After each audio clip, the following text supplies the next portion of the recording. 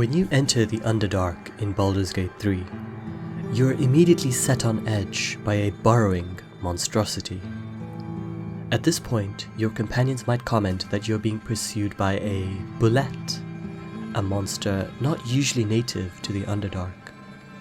This terrifying beast taunts you and your companions whilst ambushing you at multiple sites, and subsequently escaping.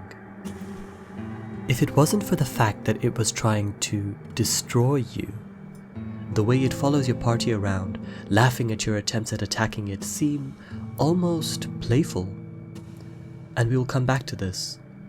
However, did you know of the tragic story that links this ghastly monstrosity to the Arcane Tower in the southwest corner of the map? And did you discover the sad tale of the wizard who lived at that tower? Or why the tower is now in ruins, with no one occupying it? Odds are, unless you read the multiple notes and books within and around the tower, you might have missed the story entirely. Today we'll discuss the secrets of the Arcane Tower, as well as the tragic tale of its owner, the witch-cleric Lenore Alive. You first learn of the Arcane Tower from Blurg and Omalum, the hobgoblin and mind flayer at the Myconid colony. After you reveal the extent of your parasite infection to Omalum, the mind flayer will suggest that he may be able to control the parasite with samples of 2 psychedelic mushrooms, Tongues of Madness and Timusk spores. They are revealed to be native to the Underdark, except Blurg gives the party an idea to visit Lenore. I imagine Lenore would have them in her possession.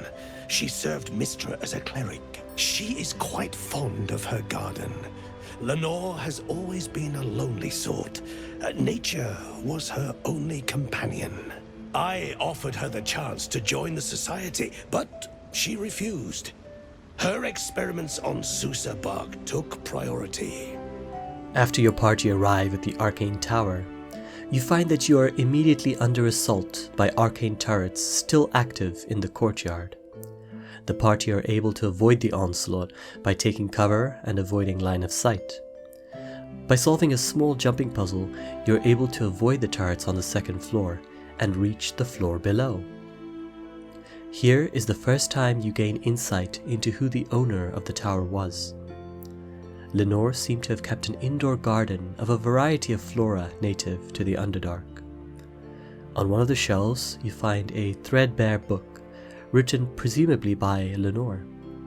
It describes a play, although, due to the damage it sustained over time, only 2 sentences are distinguishable.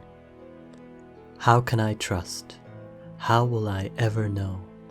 How can I show myself, my darkest me? At first glance, this does not appear to mean much, but as we will discover, these are the first indications that Lenore was in fact a very troubled person. She may have written the lines for her play to reflect her own melancholy. Scattered around the room, your party will find the Timusk spores and the Tongues of Madness. At this point, a quest progression notification pops up, and many players would return to Omalum to continue the quest. On the surface, there doesn't appear to be much else to do in the tower. The lifts don't work, and it seems generally hostile. Moreover, the witch Lenore is nowhere to be found. However, the curious amongst us would have discovered that the tower can in fact be powered by fueling the Susser-fueled invention at the base of the tower. After this, the tower is fully accessible and all active turrets are disabled. Going back to the second floor, you will find the tower's first secret, the Chest of the Mundane. This chest has the ability to transfigure items into mundane objects, obscuring both their value and rarity, as well as reducing their weight. Prior to patch 3, you could carry this chest with you in your inventory and use it as a bag of holding, as it reduced the weight of heavy items. The third floor of the tower gives us even more insight into Lenore. Here you can find a play about 3 friends who are driven to madness from loneliness and kill each other. This is a reflection of the poor state of mind of Lenore herself. A letter nearby reveals that Lenore used to have a pet dog named Myrna, who had since passed away. Driven by the sorrow of her loss, she seemed to have sought to tame a bulette, likely the one we encountered in our own travels in the Underdark. Amarith, the person who writes the letter, warns Lenore against associating with the monstrosity. On the same floor, you find a button. Lae'zel will angrily exclaim that the button is too low for purpose, and pressing the button initially doesn't do anything. However, this too is another secret of the tower. If you go past the large susser tree guarded by Filro the Mad Mage and his hooked horrors, you might stumble upon a small grave. Reading the headstone reveals that Myrna, Lenore's dog, was buried there. You have the option at this point to place autumn crocus flowers at the gravesite, something that Myrna used to love playing in when she was alive, according to Amarith's letter. You also have the option of digging up the grave to find an enchanted collar.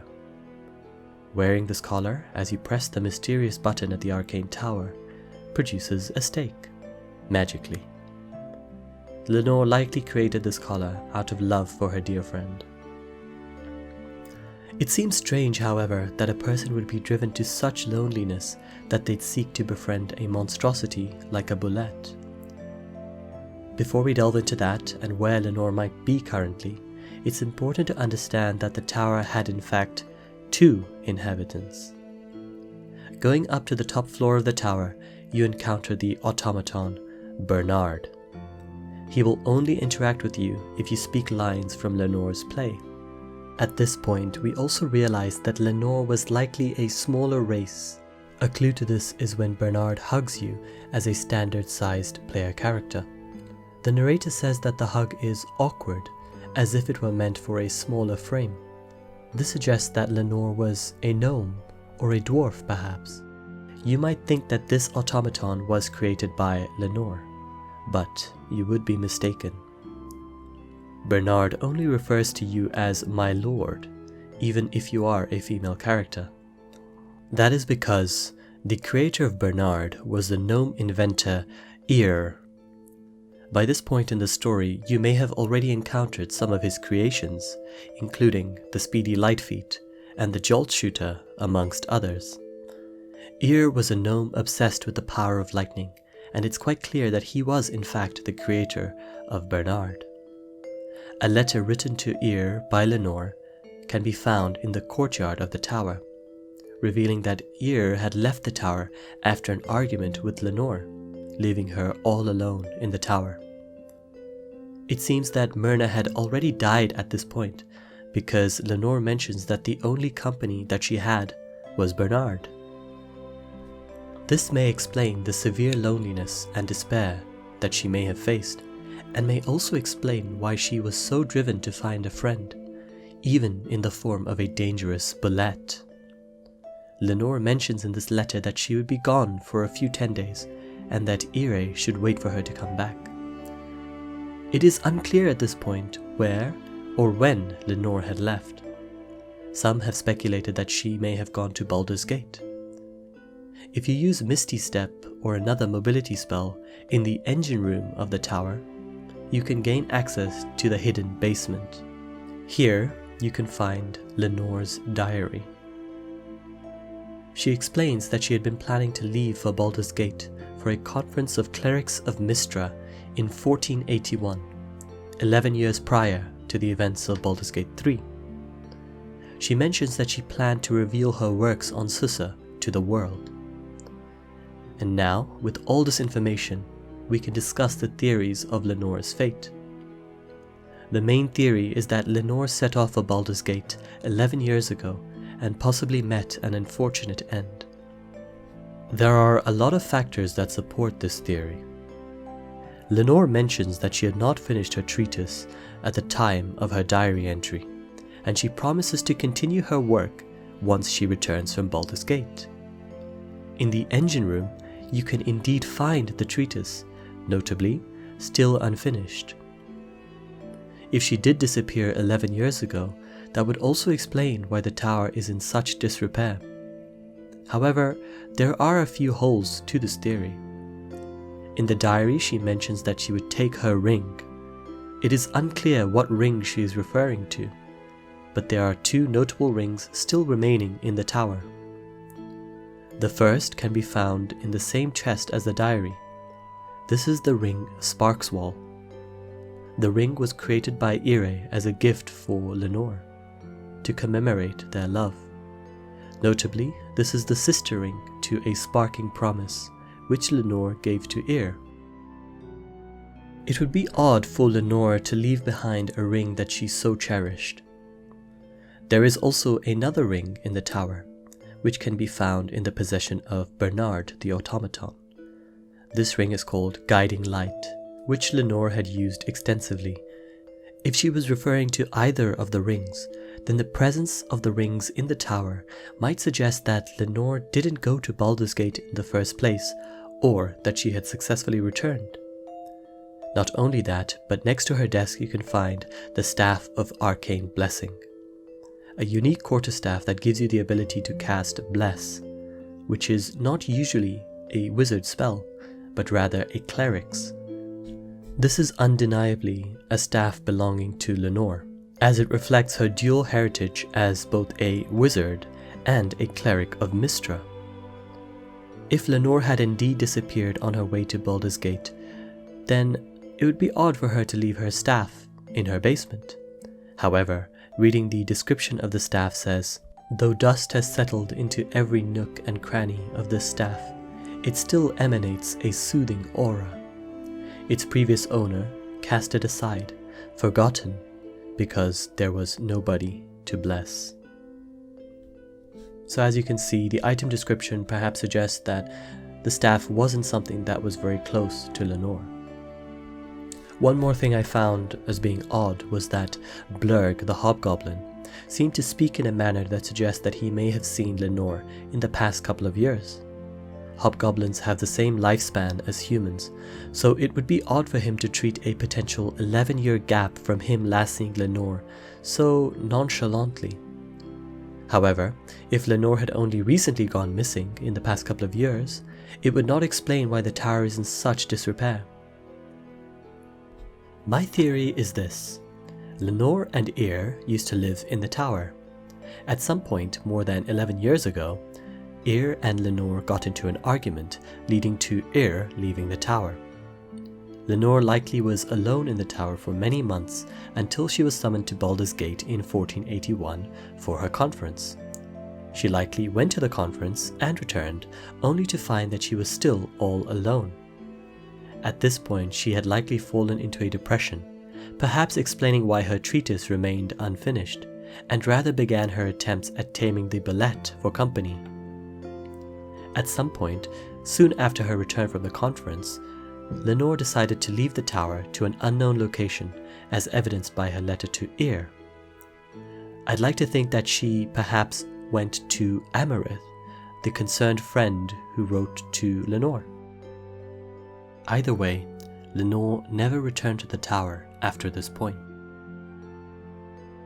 One dark theory was that after Lenore had left, she was attacked by the Belette and subsequently killed. In early access, killing the Belette would give you the slippery chain shirt, which some speculated could have belonged to Lenore. However, in the finished version of the game, you rather get Bloodguzzler garb, an attire worn by fighters, barbarians, and other martial classes, making it less likely to have belonged to Lenore the Witch. Larian have deliberately left the fate of Lenore as a mystery, which we likely will not get a canon answer to, unfortunately. The sad ending to the tale is that Yrre did in fact return to the tower, eventually, only to find that he was all alone. At the top of the tower, there is a poem written on parchment. It reads, "These empty sheets are all that's left of you, the last of all the thoughts and gifts you gave. I will hold on to them. It is all that I can do. I can't throw them away. I have never been that brave." I feel that this may have been written by Yrre on his return. 1. Due to the fact that it's located at the top of the tower with Bernard, and 2. The fact that it refers to empty parchment which may have belonged to Lenore, who is a writer and poet. Eventually, Yrre leaves the tower himself and writes a small note beneath Lenore's letter to him, reading, I waited until Tarsak. I'll always wait for you, but you didn't come.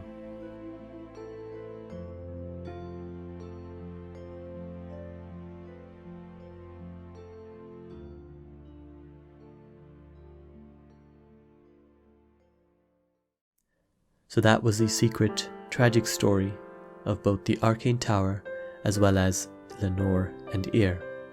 Regarding my final thoughts on the story, I think perhaps Lenore did in fact end up in Baldur's Gate. Perhaps she met family, perhaps she met friends. The loneliness that she was facing in the tower was quite severe, so perhaps it wasn't an attractive prospect for her to return, given that she perhaps thought Yrre would never return to her.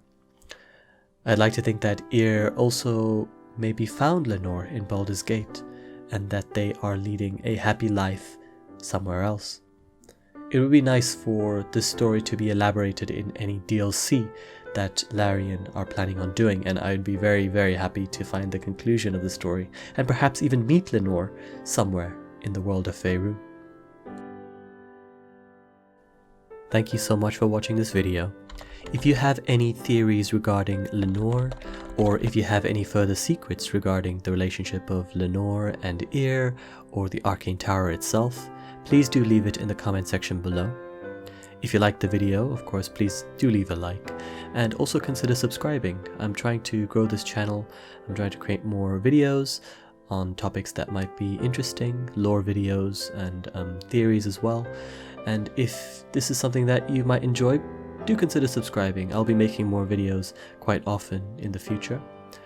So anyway, thank you for watching. I really do appreciate you guys, and I will see you very, very soon.